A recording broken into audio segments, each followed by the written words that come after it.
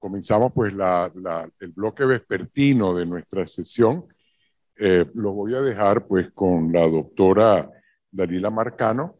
Dalila es médico de la UCB, especialista en medicina interna y en oncología. Actualmente es la coordinadora del área asistencial del Centro Integral de Oncología de Caracas, además de ser docente, profesora pues en la Facultad de Medicina de la UCB. Bienvenida, Dalila. Gracias. Bueno, buenas tardes a todos. Bienvenidos al simposio de oncología en el espacio que nos está dando la sección científica del American College of Physicians. Para mí, bueno, es de mucha alegría que estemos aquí reunidos nuevamente de manera presencial después de 2 largos años de virtualidad. Vamos a hablar un poco de oncología esta tarde, de temas variados e interesantes con un panel de conferencistas de verdad de altura. Solamente quería recordar este paradigma antiguo en donde el cáncer era una enfermedad, y digo, ahí pero era una enfermedad de la proliferación celular en donde el crecimiento tumoral había que atacarlo desde todos los ángulos. Y entonces utilizábamos el plan militar. El plan militar es todo lo que parezca raro y se mueva, dispárele. Entonces había toxicidad por todos lados. Esta era la manera como la quimioterapia tradicional actuaba. Desde el daño del ADN, daño en la división celular. Y esto era para las células tumorales y para las células no tumorales. El perfil entonces de toxicidad era inmenso. Sigue siendo inmenso en aquellos que todavía utilizamos la quimioterapia como tal.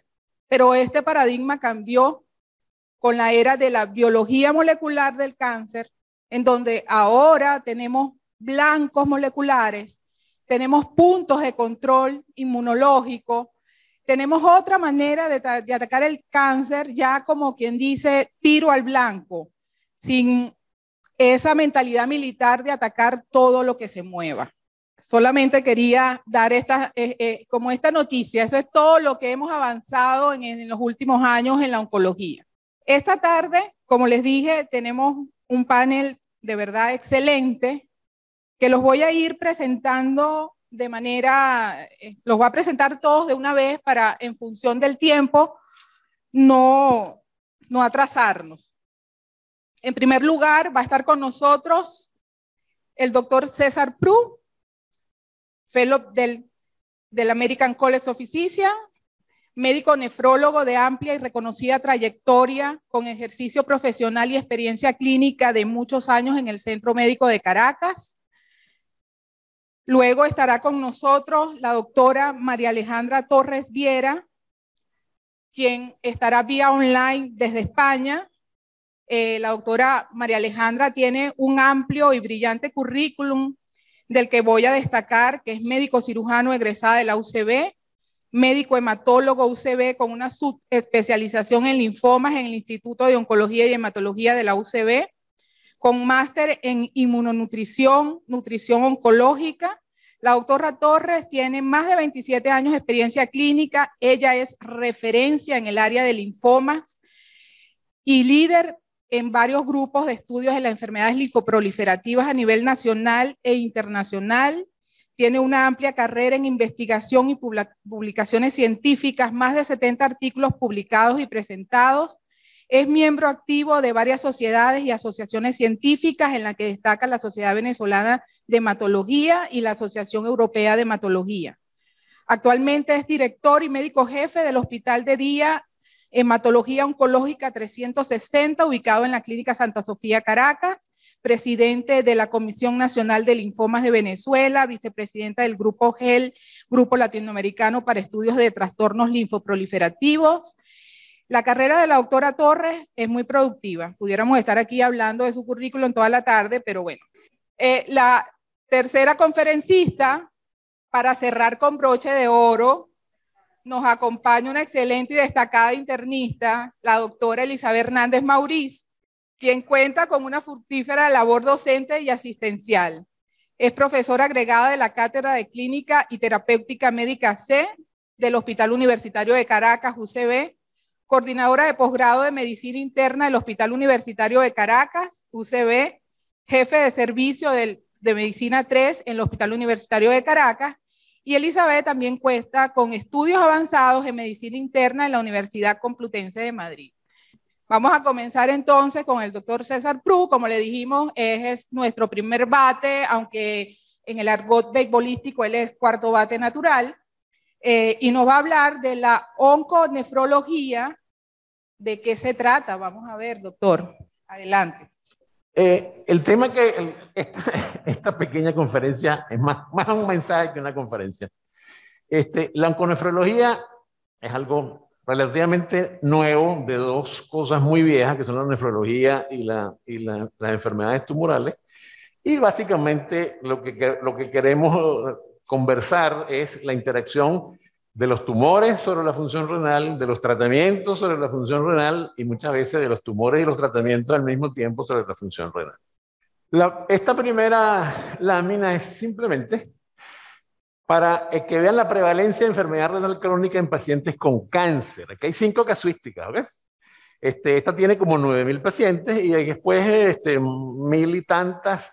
Y la frecuencia de pacientes con cáncer que tienen menos de 60 mililitros por minuto de depuración, en otras palabras, son estadio 3A, 3B, 4, 5 de los estadios de insuficiencia renal, pueden variar desde un 12% hasta un 25%, en este caso tumores sólidos.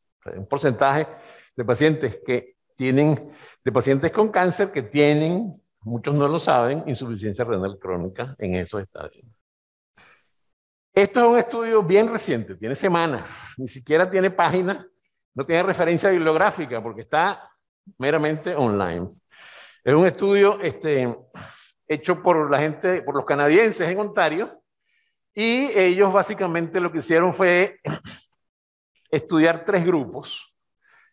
Un primer grupo de pacientes donde pudieron medir la tasa de filtración glomerular estimada, que fueron 5.882.000 y tantos, 29.000 y tantos pacientes en diálisis y unos casi 5.000 trasplantados.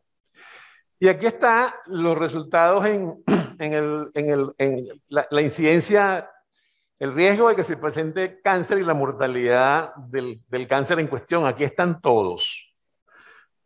Como ellos en toda la población que analizaron encontraron 325.895 tumores. Como podrán ver en todos los tumores, pues la mayor incidencia de tumores no está en los pacientes que tienen función renal muy baja, sino en los pacientes que tienen una función renal alrededor de 45, 50 mililitros por minuto. Y la mortalidad en esos pacientes es mayor que la que uno puede pensar que pudieran tener los pacientes que tienen menos función renal, como los que están por debajo de 15 o están en diálisis. Los trasplantados, por supuesto, son otro grupo con otros factores de riesgo y tienen más posibilidades. ¿Cuáles son los tumores? Los tumores se comportan totalmente diferente en relación a esto. Por ejemplo, los tumores del urotelio, los tumores bajos, por ejemplo, la vejiga, como ustedes podrán ver, la incidencia es mucho más alta en estos 3 grupos, que son los grupos 3A, 3B y el grupo 4. Y la mortalidad también es mucho más alta. Y por supuesto, este señor que está aquí tiene una incidencia bastante importante, sí, en los pacientes que tienen escasa función renal, pero un poquito más que los pacientes en general. Y la mortalidad, por supuesto, es alta, sobre todo en los que están en diálisis y trasplantados, los que llegan allá. Este es el acumulativo de incidencia, dice lo mismo. O sea, aquí están los 3 grupos con las funciones la tasa de filtración glomerular del EGFR estimado, y como ustedes podrán ver, los 3 que tienen mayor incidencia a través de los años son estos 3 grupos, como les enseñé en la anterior. Este es el grupo que tiene más de 60, las personas que no tienen enfermedad renal en ese momento. Aquí están por tumor. Todos los cánceres ya se lo enseñé. El cáncer de vejiga, por supuesto, la incidencia de cáncer, de enfermedad de enfermedad renal es mucho más alta. O sea, el coeficiente de riesgo está mucho más de 1 y la mortalidad es bastante alta. En mama no sucede eso. No sucede eso. En mama no sucede esto con los grupos, con estos 3 grupos de función renal. Y el riesgo de mortalidad pues está discretamente aumentado, pero nada del otro mundo. El cáncer colorectal tampoco. Quizás la mortalidad es un poco más alta, pero no hay mayor incidencia. Pero sí vuelve a presentarse esto.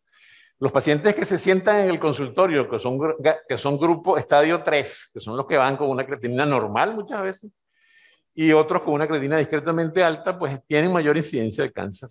El cáncer de riñón, pues bastante, la incidencia es bastante importante, sobre todo en estos 3 grupos, y aumenta sobre todo después cuando sucede lo que sucede con el tratamiento, y la mortalidad es muy alta. El cáncer de pulmón no tiene mayor, este grupo, entre 45 y 59, un poquito, y su mortalidad, pues, es mayormente en trasplantados y está también un poco aumentado en los pacientes que son de grupo 3, grupo 4. En otras palabras, hay mayor incidencia de enfermedad renal crónica en los pacientes con cáncer y no todos los tumores se comportan igual. Los tumores que más problemas dan son los tumores, el tumor renal, el urotelio y el mieloma múltiple.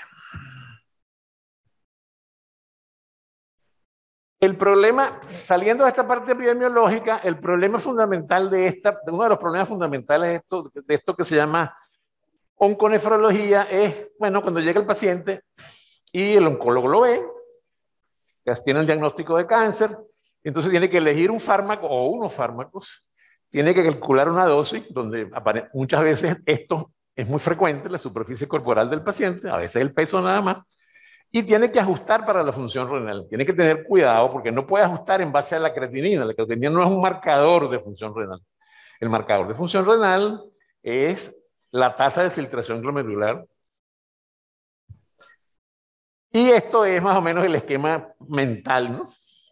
Llega el paciente y, bueno, ¿cómo se le mide la función renal? Bueno, puede ser una tasa de filtración glomerular medida. Medida quiere decir, es un tanto complicada porque no es con creatinina, es con un agente exógeno generalmente, el estándar de oro es la inulina, y después están esto que es un contraste porque se usa muy frecuentemente en tomografía, y los medios isotópicos. Y lo más frecuente, la otra cosa que se puede hacer, de lo que vamos a hablar después, es el estimado. Estamos hablando de tasa de filtración glomerular, que es distinto a depuración glomerular. Y cuando les digo esto en este momento, es porque lo que más se usa hasta ahora, y se sigue usando, y creo que se va a seguir usando por un buen tiempo, es la depuración de creatinina estimada, que es la famosa Crockett-Gold, que es una ecuación que tiene en cuenta la edad y el peso. Pero eso estima la depuración de creatinina, no la tasa de filtración glomerular. Bueno, en uno u otro caso se ajusta la dosis y sucede lo que sucede. La depuración real puede que se acierte con lo que se hizo. Y después se ve, lamentablemente, puede ser lamentable la respuesta. La respuesta puede ser buena o no hubo respuesta ni hubo toxicidad. Entonces surge la pregunta si el paciente se le dio suficiente medicación en base al ajuste que se hizo de la función renal. La población es heterogénea, hay de todo. Y el valor de la creatinina sérica depende de muchos factores. Depende de la edad, depende del sexo, depende de la masa muscular, depende de la ingesta proteica, depende de la etnicidad y depende del método de medición. Y sobre todo, hoy en día, para usar todas las ecuaciones que van a ver ahora, que no las van a ver cada una, van a ver para qué sirven, son aquellas creatininas que tienen como patrón un patrón estructurado en base a un método de dilución isotópica y medido por esta espectroscopía de masa. Es lo que se llama una creatinina estandarizada IBMS. Eso aquí yo no he visto la primera. Estamos por comprar en el sitio donde yo laboro conseguir un método que se pueda usar. Si no, todas las ecuaciones no son válidas. Y después el efecto de drogas que aumentan, disminuyen la secreción de creatinina a nivel tubular, de diversa índole. Estas son las formas de medir la depuración de creatinina, que no es lo mismo que tasa de filtración glomerular, porque el túbulo secreta creatinina y eso distorsiona la tasa de filtración glomerular. No todo es lo filtrado, sino lo que añade el túbulo. Entonces, eso no es así. Las ecuaciones para estimar la filtración glomerular son varias. La más vieja es esta. Esta ecuación es del año 1973. Kroll. Está hecha en base a 256 pacientes, todos blancos. Y, por supuesto, el método contra lo que compararon es la colección clásica de orina de 24 horas. Todos blancos, entre 18 y 92 años, no ajusta la superficie corporal, no mide la tasa de filtración glomerular, sino la depuración nada más. De aquí en adelante hay varias ecuaciones. Esas sí se hicieron con la intención de medir la tasa de filtración glomerular, el GFR. Y cada una, pues, han venido surgiendo en el 99, surgió MDRD, después salió CKD-EPI en el 2009, y en el 2021, por razones no totalmente científicas, modifican la ecuación y le quitan la etnicidad. Eso tiene meses, a finales del año pasado. Todas las ecuaciones que se usan todas las ecuaciones que están aquí, ustedes podrán ver, todas necesitan IDMS. Esta tiene una segunda versión, porque la primera no tenía creatinina IDMS. Si la creatinina no está en IDMS, donde quieran calcularla, cualquier calculador les va a decir, su creatinina está estandarizada, y usted le dice no, hasta ahí llegó el juego, ¿ok? No más información.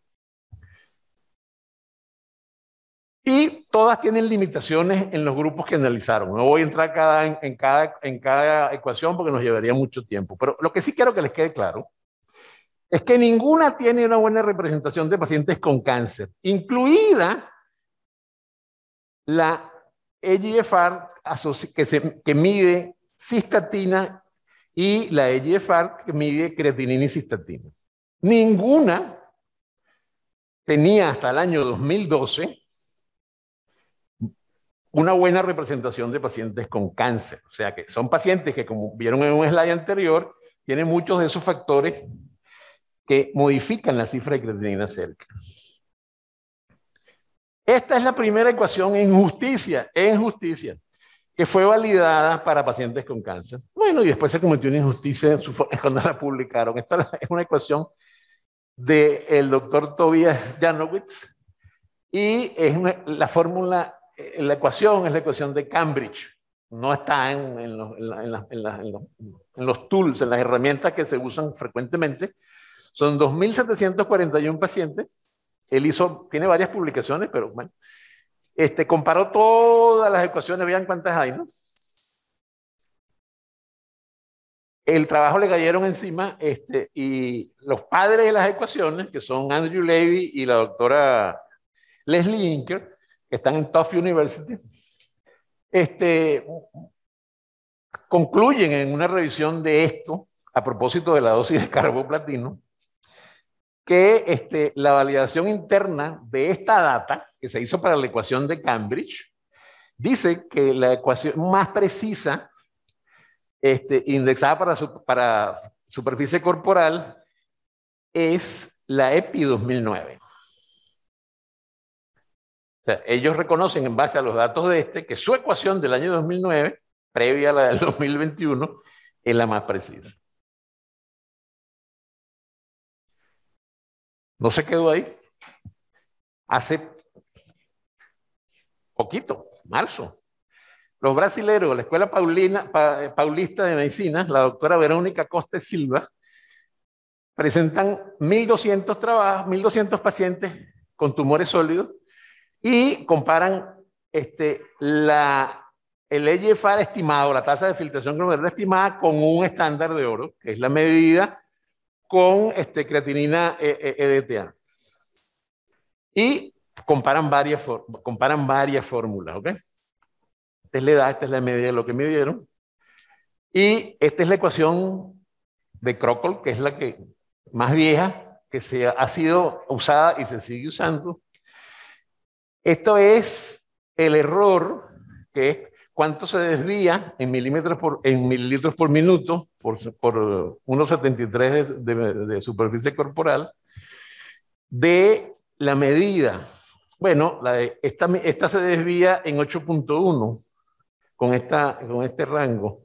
Y la precisión es las medidas que se salen de 30% por arriba y 30% por debajo. O sea que eso es arbitrario. Como ustedes podrán ver, aceptar que una cosa es precisa cuando está 30% por arriba o 30% por abajo es bastante elástico, ¿no?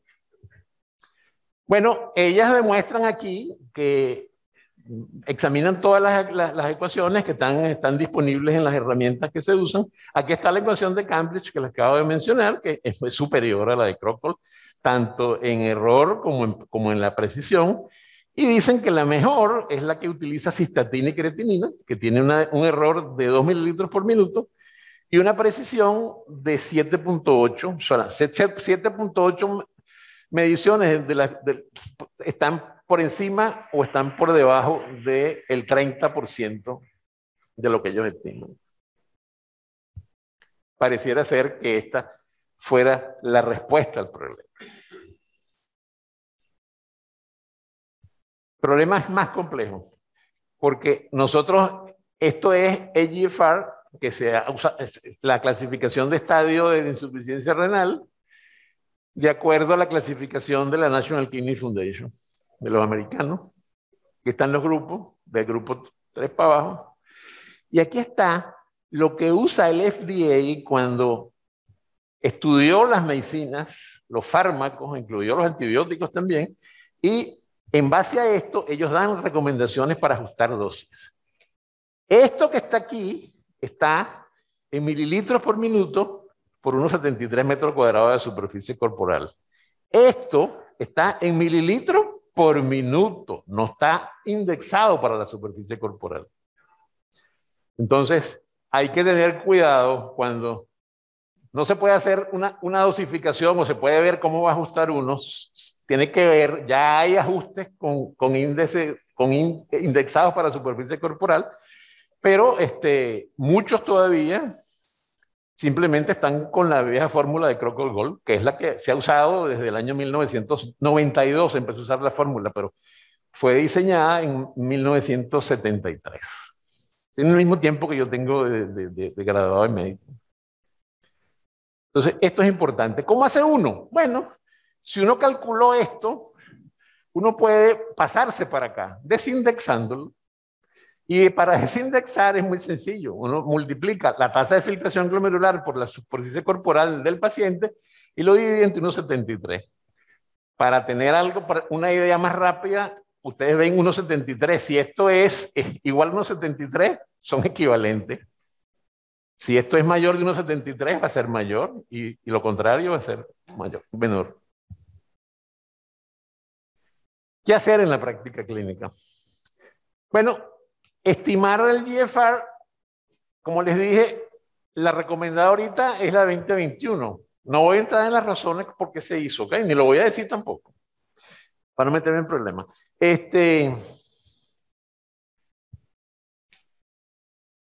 O puede usar el GFR-EPI del 2009, que es lo que generalmente están haciendo. Si se fijaron en el trabajo brasilero, usaron el GFR-EPI 2009, no usaron la del 2021. La del 2021 es para que un grupo poblacional acceda a la lista de trasplante, por ejemplo. Aquí no, pero en otros países sí. Bueno, una vez que esto esté estimado, hay que ver si esto necesita confirmación. Hay que ver el paciente. Una cosa es ver un paciente en un estado físico, en buenas condiciones, o que el paciente tenga una masa muscular mala, que tenga una enfermedad hepática, que la dieta sea parecida a la que hay aquí en muchos sectores, que esté en este grupo y ajustar la dosis en medicaciones que son potencialmente tóxicas y de rango terapéutico estrecho. Bueno, si eso es así, hay que usar la fórmula que tiene, la que tiene la cistatina, de la cual no disponemos, usar la depuración convencional, que es lo que hacen los americanos hoy en día, o usar un marcador exógeno, lo cual es poco práctico. Y si no, pues irse a la EGFR-EPI. Yo creo que esa es la mejor forma de poderlo hacerlo aquí, en este país. Salimos de allí, de las fórmulas y los cálculos, y entramos en las toxicidades. Esto es rápido. Este es un enfoque nefrocéntrico totalmente. Esto es quimioterapia, vamos a decir, convencional. Y ustedes ven aquí todo lo que se puede presentar, salvo una droga que produce síndrome nefrótico. Todo es un patrón tubular. No hay proteinuria fundamentalmente. Si la hay, es escasa. Así se identifica. Y después vienen los agentes Diana. Esta es la traducción al español de los agentes targeted. Y estos, por el contrario de estos, aunque pueden tener problemas similares, tienen patrones glomerulares. Los pacientes tienen proteinuria, que pueden ir hasta el síndrome nefrótico, y hipertensión arterial. Esas son las dos cosas clínicamente que se ven en este grupo. Otra cosa importante es la microangiopatía trombótica. En tumores puede haber los 4 o 5 tipos que se describen, pero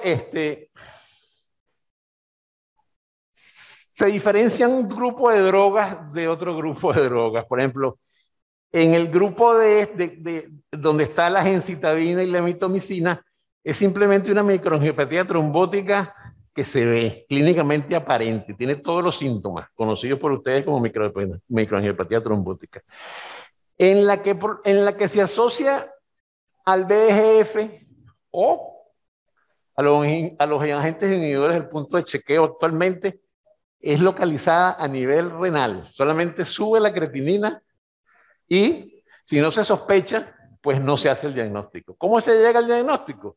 Si no hay nada de un parámetro externo que se pueda ver, pues lamentablemente hay que biopsiar. O simplemente, afortunadamente, uno le quita la droga en muchos de estos pacientes y la creatinina vuelve. Después vienen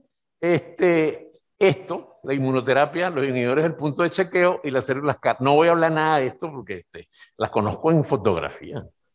De esto hay de todo.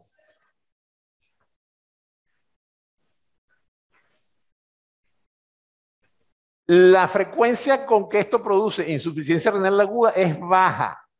Es más la bulla que la cabulla, ¿ok? Generalmente la incidencia en dos estudios que están aquí es bastante baja, es entre el 2 y el 5%. No más de eso. Cuando por efecto directo del CPI, del inhibidor de chequeo, del punto de chequeo. Factores de riesgo por el punto de chequeo, bueno, miren, la primera, que la función renal esté disminuida. La segunda, imposible, una de las drogas más amadas en esta patria y en otras también, los inhibidores de la bomba de protones. Y la concomitancia de otros efectos inmunológicos adversos. Pero esto que está aquí lo ponemos los médicos, ¿ok? Y otras cosas también, pero esas 3 cosas son. ¿Cuál es la enfermedad renal que más producen los inhibidores del punto de chequeo? Nefritis intersticial, un patrón tubular.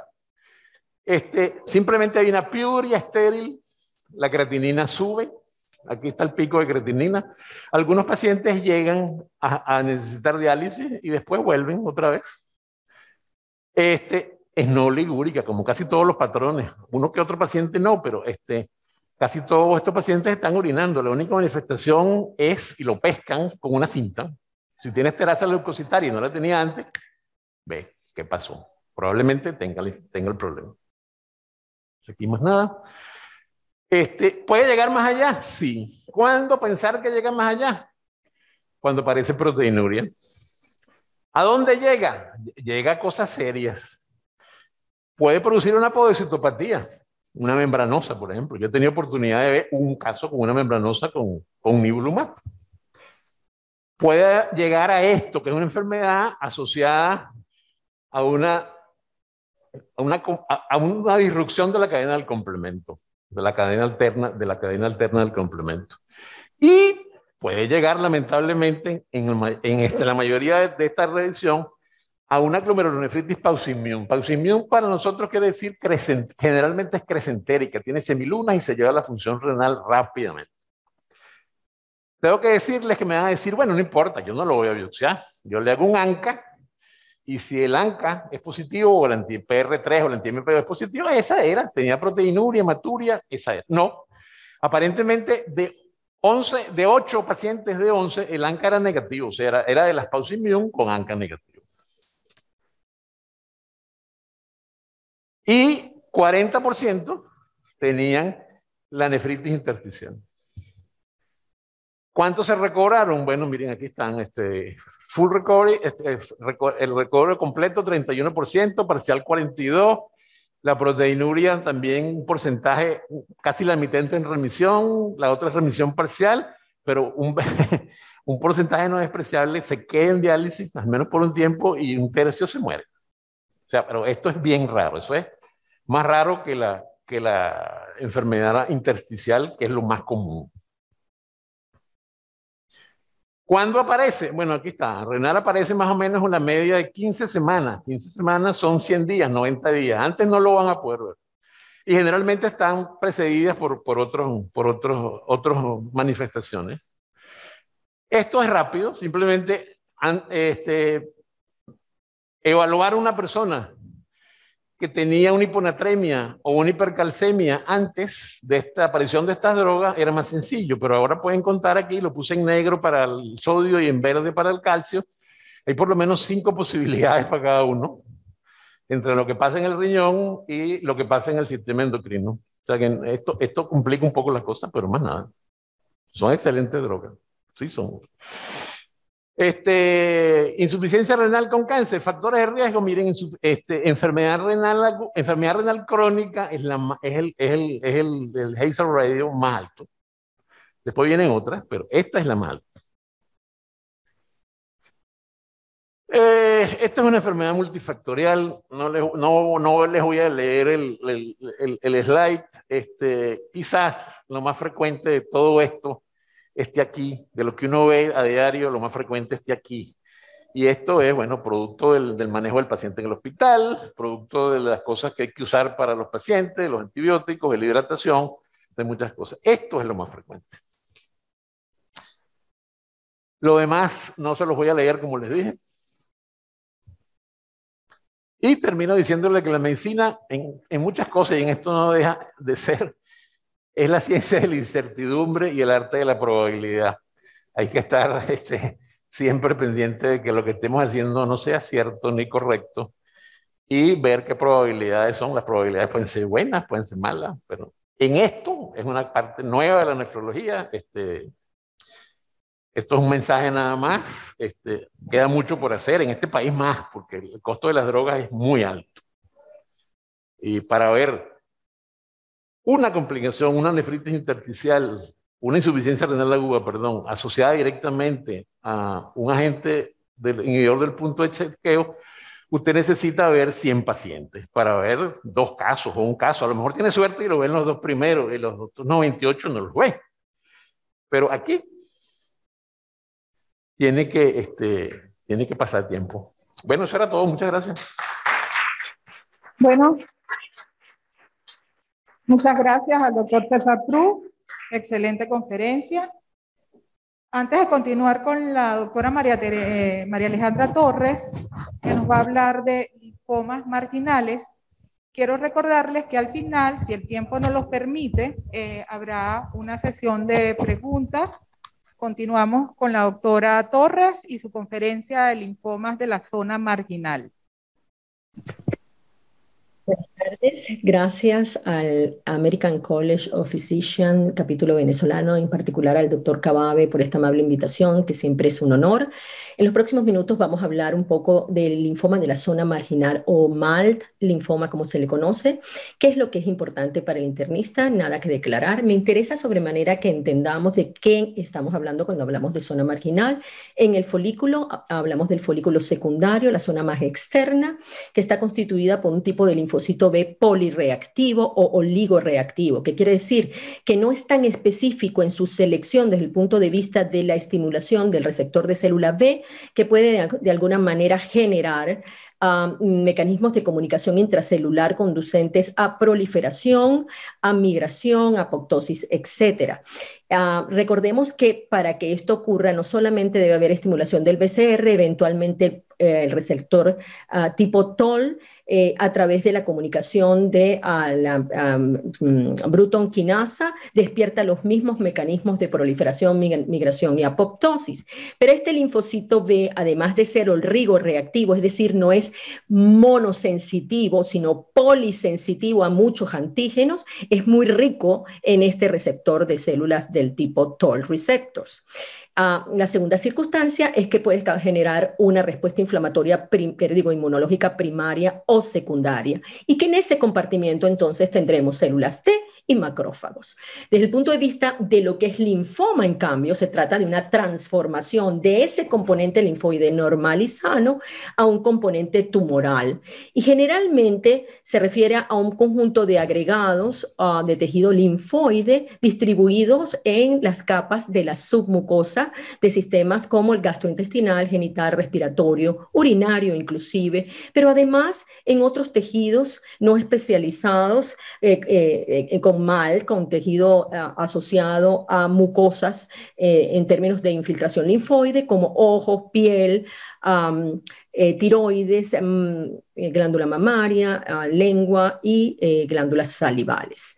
Importante por último entender que este tejido asociado a mucosas especial y linfoide generalmente es el producto de la actividad antigénica continuada que produce una hiperestimulación crónica de esos órganos que podrían estar afectados. Desde el punto de vista de quién podría ser el disparador, en algunos, sobre todo de expresión extraganglionar, tenemos algunos agentes infecciosos realmente identificados. En estómago, Helicobacter pylori, en piel, Borrelia burgdorferi, en ojo, Chlamydia psittaci, en intestino delgado, Campylobacter jejuni, en pulmón, Acinetobacter, psilocybins, etc.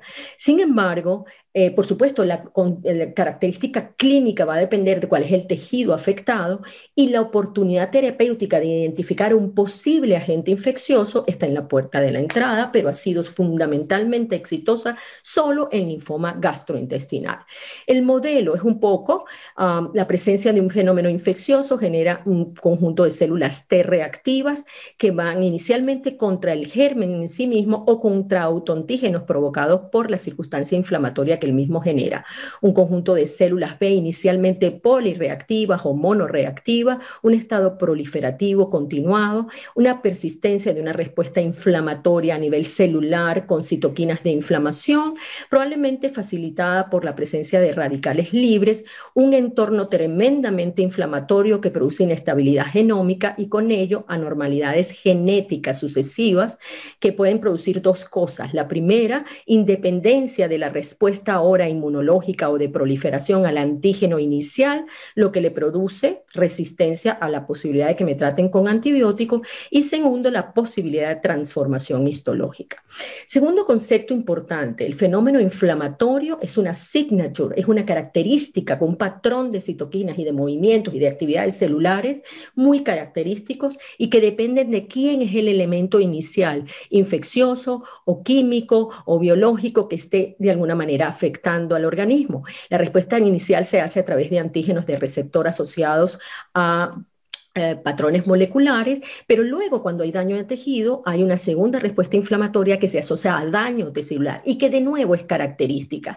En nuestros tejidos mucosales ahora sabemos, tenemos células de carácter bacteriano, micótico, acromancia, otros tipos de gérmenes o agentes no necesariamente bacterianos que producen lo que se llama un microbioma característico tanto a nivel oral, en piel, en vagina o genitourinario y fecal, y que son altamente diferentes porque cumplen funciones totalmente diferentes.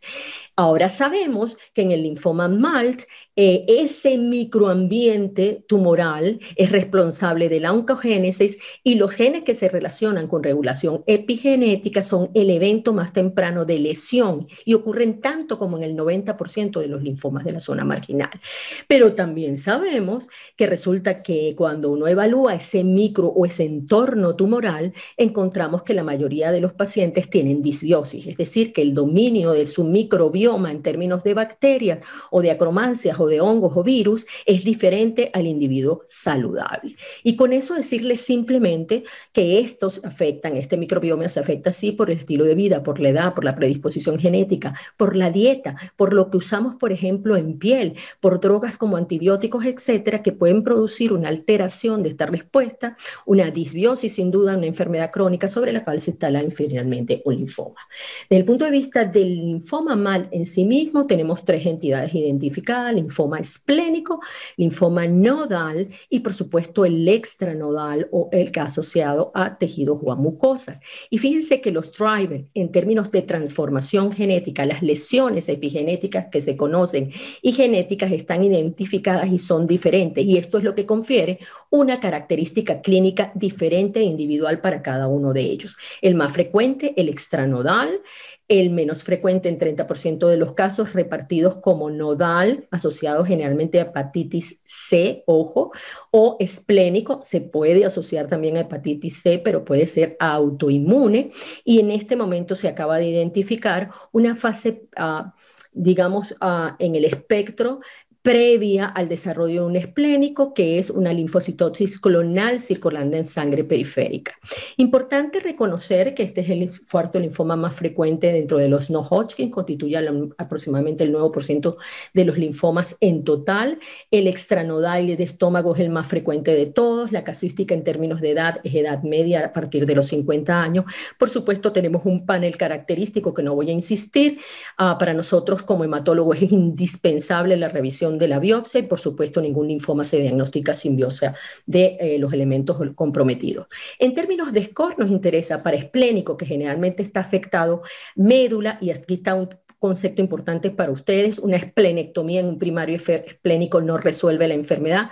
70 a 80% tienen infiltración de la médula o del compartimiento de sangre periférica. Nos importa si hay citopenias y si la LDH, marcador de proliferación, está alto. En el extranodal nos interesa estadio avanzado y si el paciente tiene proliferación, porque significa transformación. Y en el nodal nos comportamos como en el linfoma folicular. Tenemos herramientas para decidir a quién tratamos. No tratamos a todos los MALTs, tratamos a todos los que están sintomáticos, y tenemos algunos criterios muy característicos para el decidir a quién le corresponde el tratamiento, porque son linfomas no curativos, son indolentes, recuérdenlo. Desde el punto de vista de tratamiento antibiótico, poco éxito con otras cosas que no sean estómago, son un poco anecdóticas y no constituyen más del 40, 45, 8%. Tratamiento en casos de antibióticos para gérmenes de piel o de ojo. Desde el punto de vista de la enfermedad localizada, la clave es o la cirugía o la radioterapia, que en cambio pueden resultar curativos en esta zona si la enfermedad es localizada. En linfoma esplénico solo hacemos esplenectomía si la circunstancia es masiva y nunca antes de hacer una médula ósea, porque como les digo, la médula ósea generalmente está positiva. Y por supuesto en el nodal es muy raro que nosotros usemos radioterapia como estrategia, pero en cambio en el nodal lo más frecuente es sistémico.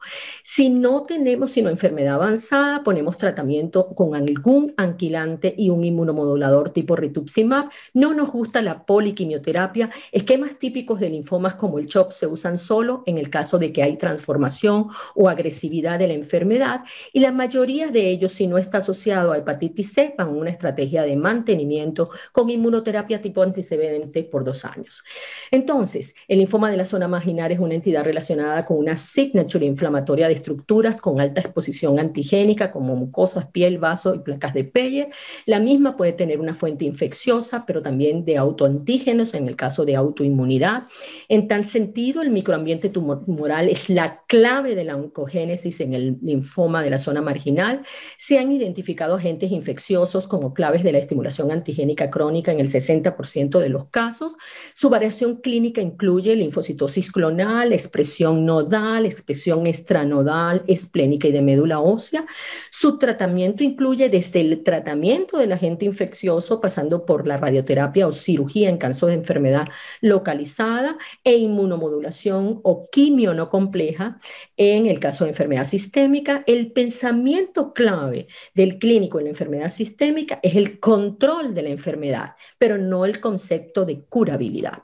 Y por último, simplemente recordarles hacia dónde nos movemos, hacia la prevención. Entonces, esto es simplemente para que entendamos cómo la circunstancia geográfica que se relaciona con circunstancias de vida, hábitos de vida y sobre todo alimentarios o de microambientes de localización geográfica específicos nos producen unos microbiomas completamente diferentes. Fíjense, este es el adulto promedio de los Estados Unidos con muy poca variedad de su microbioma. Este es el amerindio americano con una circunstancia de microbioma mucho más diverso, que es lo que es ideal. Y aquí un poco para decirles simplemente cómo cambia cuando la dieta es basada en vegetales o cuando la dieta es una dieta basada en ingesta animal, sin decir que tengamos que volvernos vegetarianos. Pero ¿por qué se los digo? Porque la modulación de nuestros hábitos pueden disminuir esas circunstancias de lesión epigenética de las que estábamos hablando hoy. Recordar que cada microbiota tiene una signature diferente, toma años construir un patrón de microbiota disbiótica o no, no se revierte en días ni tomando probióticos. La de la mucosa no es la misma de las heces, o sea, de eso poco cosas comerciales que miden microbiota en heces no sirven hasta el momento actual. No existen bacterias buenas o malas, solo disbiosis. Hay una tendencia de homeostasis de la signature inmunológica tatuada por años por una disbiosis, de regresar a su estatus de disbiosis. Eso no se quita en semanas o en meses, se quita en mucho rato, pero se puede modificar. El mundo de los probióticos hoy día es solo comercial. Muchísimas gracias. Hola, buenas tardes. Bueno, ojalá que lo que la doctora Dalila dijo sea verdad, el cierre con broche de oro. Vamos a hablar en los siguientes minutos de emergencias oncológicas. Sin embargo, vamos a hacer acotación a ciertos aspectos en particular debido a que el tema es realmente un tema muy amplio y vamos a hablar de aquellas emergencias oncológicas que son frecuentes, aunque no sea en nuestro medio, debido a que quizá este tipo de medicamentos no los tenemos disponibles, por lo menos ampliamente. Es un grupo selecto de pacientes el que tiene realmente acceso a estos medicamentos. Luego vamos a hablar un poco de lo que es las emergencias oncológicas que nosotros manejamos habitualmente en las salas de hospitalización, como son la neutropenia febril, el síndrome de lisis tumoral y lo que es la hipercalcemia maligna. Para ubicarnos entonces en contexto, tenemos nosotros que para el año 2040 se estiman que van a haber aproximadamente 30 millones de nuevos casos de cáncer, incluyendo ambos sexos, todos los cánceres, todas las edades, y esto a nivel mundial. Esto se va a traducir en que definitivamente vamos a tener nosotros más pacientes consultando, bien sea en las áreas de emergencia o en los servicios de medicina interna, producto de estas emergencias oncológicas.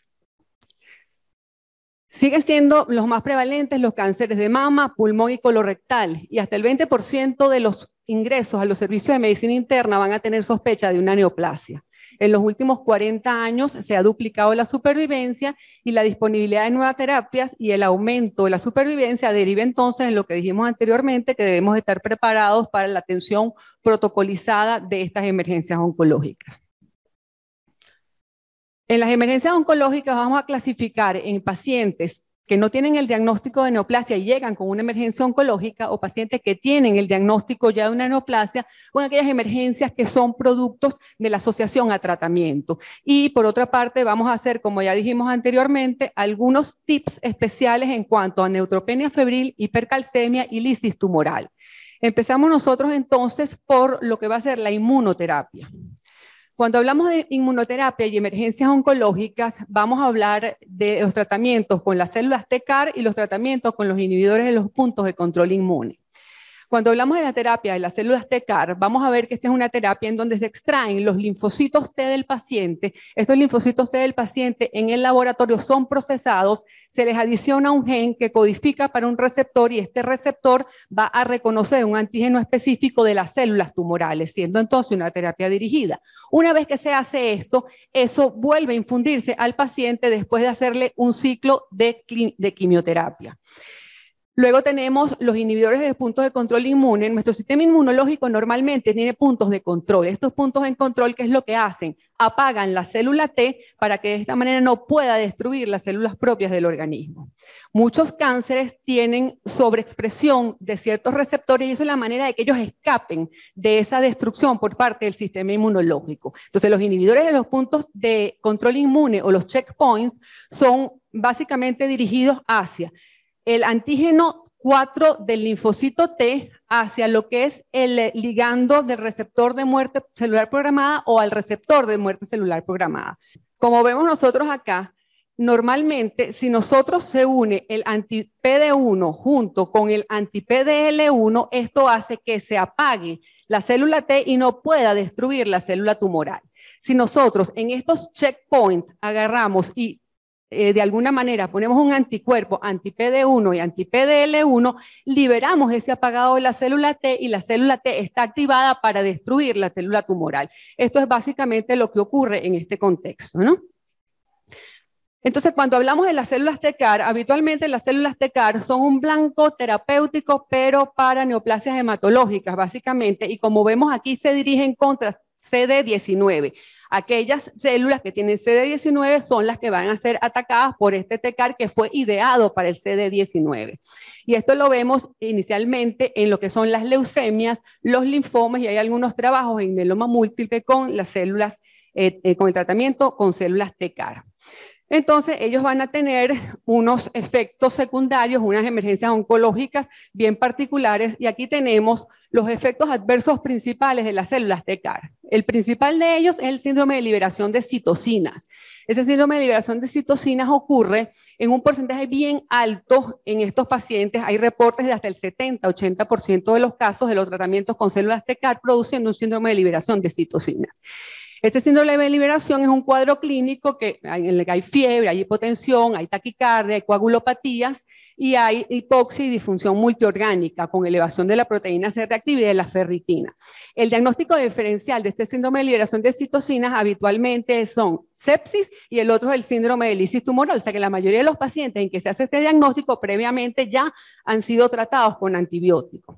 El tratamiento de este síndrome de liberación de citocinas es esteroide a dosis alta y a dosis dependiendo de cuál es la gradación de la severidad, porque este síndrome tiene una gradación de severidad, siendo el grado más severo el que debe ser tratado incluso con pulsos de metilprednisolona.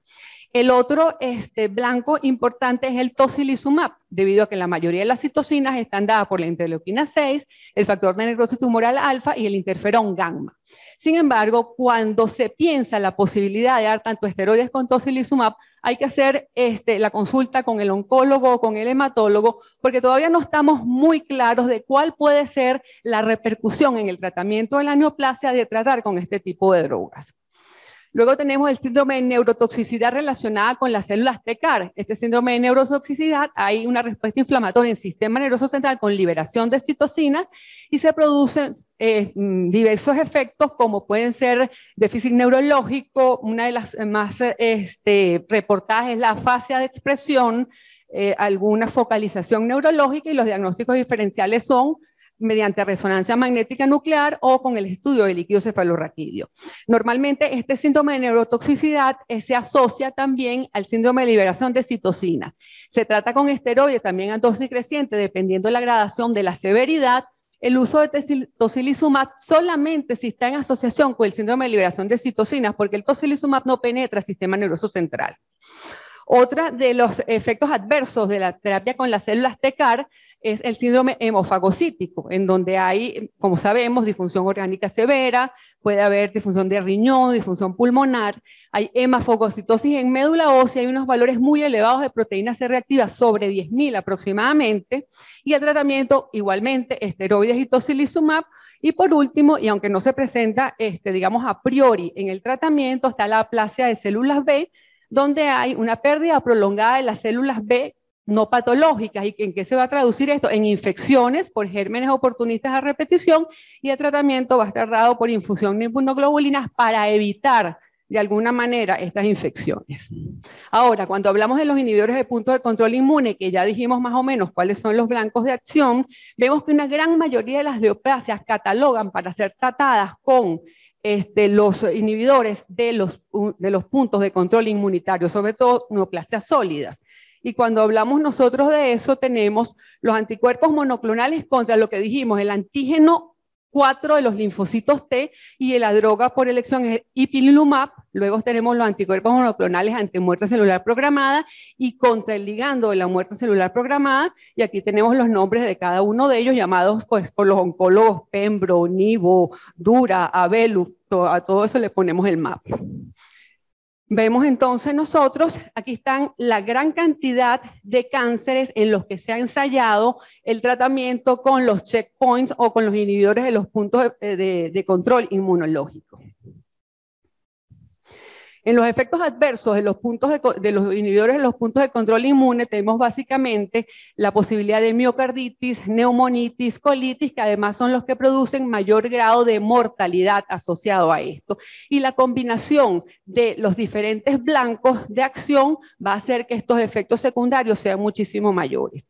Otro punto importante es la toxicidad endocrina, que puede estar asociada hasta en el 10% con el uso de este tipo de medicamentos, con la producción de hipofisitis, disfunción tiroidea. Esta disfunción tiroidea, el paciente se pudiera presentar a las salas de emergencia con una tormenta tiroidea, con un coma mixedematoso, y ante el antecedente del tratamiento con estos checkpoints debemos pensar en esta posibilidad. Una diabetes tipo 1, pudiendo debutar el paciente con una cetoacidosis o un estado hiperosmolar cetóxico o no cetóxico. Por lo tanto, el pensarlo es importante. Habitualmente, cuando se produce esta disfunción esta disfunción endocrina, esto permanece de por vida. Luego, entrando a aquellas que para nosotros son más familiares, vamos a hacer algunas acotaciones en cuanto a la neutropenia febril. Pues el concepto todos nosotros lo manejamos. La frecuencia, entre el 10 y el 50% de los pacientes con tumores sólidos posterior a la quimioterapia hacen neutropenia febril. Entre el 20 y el 25% de las neoplasias hematológicas no leucémicas, y entre el 85 a 90% de las neoplasias de las leucemias agudas posterior a la quimioterapia.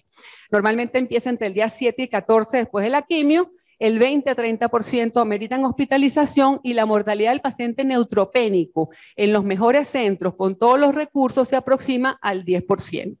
En cuanto a neutropenia febril, hay factores de riesgo que todos conocemos, vamos a nombrarlos rápidamente, que son una caída abrupta de la cuenta de neutrófilos, quimioterapia reciente, inmunosupresión, elevación de las enzimas hepáticas o disminución de la filtración glomerular previo al tratamiento, comorbilidades cardiovasculares y el uso de ciertas drogas citotóxicas en particular, que sabemos que tienen mayor propensión a que el paciente haga una neutropenia febril, bien sea severa o no. Para estratificar el riesgo de un paciente con neutropenia febril todavía no hay un método, digamos, estandarizado y que todo el mundo esté de acuerdo con ese método. Sin embargo, los dos índices que más se utilizan es el índice de MAST y el índice de Sisney. El índice de MAST detecta sobre todo aquellos pacientes de bajo riesgo cuando tienen mayor de 21 puntos en el MAST, y el índice de Sisney detecta aquellos pacientes que son pacientes de alto riesgo de complicaciones cuando la puntuación es mayor o igual a 3. Así, las decisiones en neutropenia febril son seleccionar qué pacientes podemos tratar de manera ambulatoria versus los pacientes que deben ser hospitalizados, tomando en cuenta seguridad y costo, utilizando las escalas de estratificación y viendo los beneficios y las limitaciones. Cómo seleccionar el antibiótico adecuado, cómo nosotros decidir qué hacemos en los pacientes que tienen cultivos negativos, los cultivos positivos ya es fácil, y la persistencia a las 72 horas de la clínica con o sin deterioro. Así, les traje un cuadro aquí de cuál sería como el enfoque de gestión en un paciente con neutropenia febril. Primero, pensar en qué pacientes debemos nosotros dar profilaxis primaria. ¿A qué nos referimos nosotros con esto? En darle antibióticos o en darle antivirales, en darle antimicóticos o el uso de factores estimulantes de colonia, sobre todo en aquellas neoplasias en donde se utiliza densidad de dosis altas. y ver en los pacientes de riesgo intermedio en cuáles nosotros deberíamos utilizar este tipo de profilaxis. El tipo de malignidad, de acuerdo a lo que produce en el sistema inmunológico, podemos asociarlo con unas infecciones sobre la posibilidad de otras. La identificación del agente causal se logra en el 20 a 30% de los casos, con una bacteremia en el 10 al 25%, pero el 80% de las infecciones identificadas van a surgir de la flora endógena del paciente. La proporción históricamente de bacterias gram positivas y gram negativas es 60-40, siendo las gram negativas las más graves. El Staphylococcus epidermidis sigue siendo el primer germen que produce infecciones en este tipo de pacientes. Las bacterias anaerobias poco se recuperan, sin embargo, pueden ser las que ocasionan cuadros tan severos como enteritis neutropénica o mucositis necrotizante. Las infecciones fúngicas son frecuentes en pacientes con neutropenia febril de alto riesgo, pero generalmente no son la causa de la primera fiebre neutropénica. Así, cuando tenemos un paciente y lo recibimos en el triaje con una neutropenia febril, tenemos 60 minutos. Tenemos 60 minutos para nosotros de alguna manera decidir qué se va a hacer con este paciente y marcar de esta forma el pronóstico que va a tener este paciente neutropénico febril. Minuto 0, recibimos al paciente, clasificamos al paciente, medimos temperatura, hacemos hemograma, bioquímica y los hemocultivos ya. Para el minuto 15 deberíamos saber nosotros si este paciente está séptico o no está séptico. Seguimos entonces, ya para el minuto 30 debíamos haber identificado foco infeccioso, iniciar tratamiento antibiótico y evaluar el riesgo de complicaciones de este paciente. ¿Cómo evaluamos el riesgo de complicaciones de este paciente? Con lo que dijimos nosotros anteriormente. Las escalas, entre una de las cosas, los neutrófilos son menos de 500, son menos de 100 neutrófilos lo que tiene el paciente. Y un dato muy importante y al que no podemos pasar por alto, que aquel paciente que tiene algún tipo de criterio clínico de riesgo de complicaciones o factores sociales o logísticos que no le permita al paciente asistir en caso de una eventualidad al hospital, ese paciente debe ser considerado como un paciente de alto riesgo y debe ser hospitalizado. Bien. Si tenemos entonces nosotros los pacientes que consideramos de bajo riesgo, ese paciente debe permanecer en el hospital por lo menos 4 horas, recibir la primera dosis de antibióticos y este paciente debe seguir con antibiótico-terapia vía oral a su casa y asegurar el seguimiento ambulatorio. ¿Cuál sería el papel de los factores estimulantes de colonias en pacientes con neutropenia febril? Los pacientes neutropénicos con infecciones de riesgo vital, la supervivencia va a depender en gran parte de la velocidad con la que se recuperen de la neutropenia. Por tanto, estos pacientes neutropénicos con infecciones de riesgo vital deben recibir factores estimulantes de colonia. Hay que considerar su uso en neutropenia severa cuando tenemos unos neutrófilos menores de 100, neutropenia prolongada que esperemos que dure más de 10 días, que tengan más de 65 años o una neutropenia febril complicada, una neoplasia avanzada, sepsis, neumonía. Como dato importante que nos debemos llevar, que es el uso de estos factores debe seguirse hasta que la cuenta absoluta de neutrófilos esté por encima de 1500 en pacientes de alto riesgo que siguen con fiebre a pesar de la antibiótico-terapia empírica o dirigida comenzada. Hablando entonces de otra complicación grave, vamos a hacer algunas acotaciones en cuanto a la lisis tumoral. La lisis tumoral puede ser por radioterapia o por quimioterapia, puede ser provocada o puede ser espontánea. Esta espontánea ocupa más o menos 1/3 de los casos y es importante que habitualmente la lisis tumoral espontánea cursa con hiperuricemia sin hiperfosfatemia y esto es debido a que la célula tumoral es capaz de retomar el fosfato para formar nuevas células tumorales. La incidencia ha ido aumentando con los nuevos tratamientos y la mortalidad sin tratamiento puede llegar hasta en el 80% de los casos. Es mucho más frecuente en malignidad hematológica que en tumores sólidos. En tumores sólidos se puede presentar en aquellos tumores de células germinales, en sarcomas principalmente. La lisis tumoral, pues todos nosotros manejamos lo que es la definición, importante tener en mente el ácido úrico, el potasio, el fósforo y el calcio. Y no solamente los valores absolutos por encima del límite de la normalidad, sino el aumento del 25% por encima del basal de ácido úrico, potasio y fósforo o la disminución del 25% del basal del calcio. Importante también tener en cuenta la creatinina porque la creatinina nos va a estadificar a nosotros la severidad de la lisis tumoral y por lo tanto el pronóstico. Entonces los predictores van a ser las alteraciones bioquímicas que ya hablamos, la enfermedad que esté padeciendo el paciente, la edad, la relación de la función renal y la elección del tratamiento. En lisis tumoral tenemos entonces que inicia entre los 1 a 3 días de la quimioterapia. Sin embargo, hay algunos agentes quimioterápicos en particular que pueden complicarse con lisis tumoral hasta después, incluso de varias semanas. Por lo tanto, hay que tomar en cuenta cuál es el quimioterápico que nosotros estamos, la complicación que estamos tratando de cuál quimioterápico.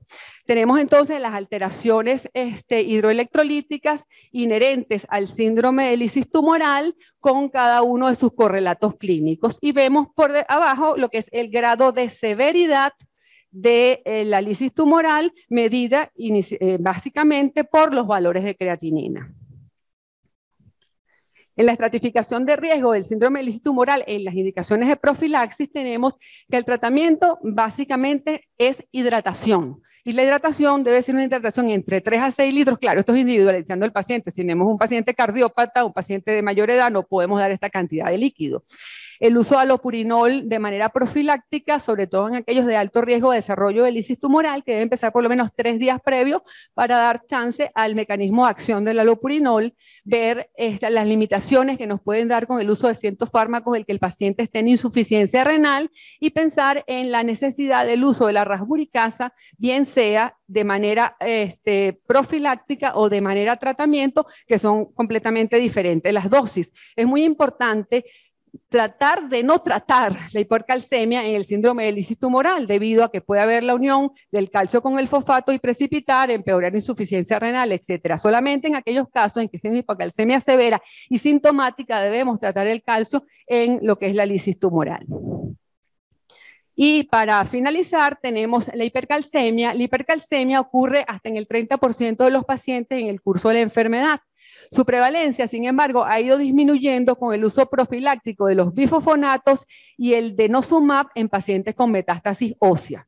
Ha sido reportada en la mayoría de los cánceres y más frecuentemente en pulmón, células no pequeñas, mama, mieloma, células escamosas. En general es una manifestación de cáncer avanzado y una vez que está presente el pronóstico ya es un pronóstico reservado, excepto en aquellos casos con algunos cánceres hematológicos o cáncer de mama, mieloma múltiple y mama en donde ha avanzado mucho el tratamiento. La hipercalcemia también en el contexto de cáncer puede no deberse al cáncer, puede deberse a un hiperparatiroidismo y hay algunos trabajos que han reportado una incidencia de hipercalcemia en cáncer asociada a hiperparatiroidismo hasta un 6 a 21% de los casos, o sea que no es despreciable. Cuando revisamos entonces los mecanismos por los que se produce la hipercalcemia asociada al cáncer, esto es importante porque esto es lo que realmente nos va a guiar nosotros el tratamiento de esa hipercalcemia. El 80% de las hipercalcemias asociadas a cáncer son mediadas de una forma humoral, o sea, se produce una sustancia parecida a la paratormona y se produce un hiperparatiroidismo. Esto ocurre en cáncer de células escamosas, en cáncer renal, en cáncer de ovario, cáncer endometrial principalmente. El segundo en frecuencia es la hipercalcemia asociada a imágenes osteolíticas locales, como por ejemplo puede ocurrir en el cáncer de mama y en el mieloma múltiple. El tercer mecanismo es la producción de 1.25 hidroxivitamina D, que es el mecanismo más prevalente en los linfomas. Es por eso que las hipercalcemias asociadas al linfoma las tratamos con esteroides. Luego, el hiperparatiroidismo ectópico, y hay algunos cánceres que pueden combinar varios de estos mecanismos de producción de hipercalcemia asociada a malignidad. Así tenemos entonces el tratamiento de la hipercalcemia basada en la etiología.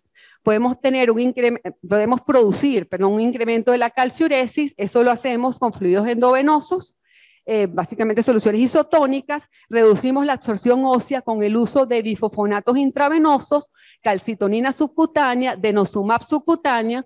Por otra parte, reducción de la absorción de calcio con glucocorticoides o la reducción de la PTH con el uso de calcitonina.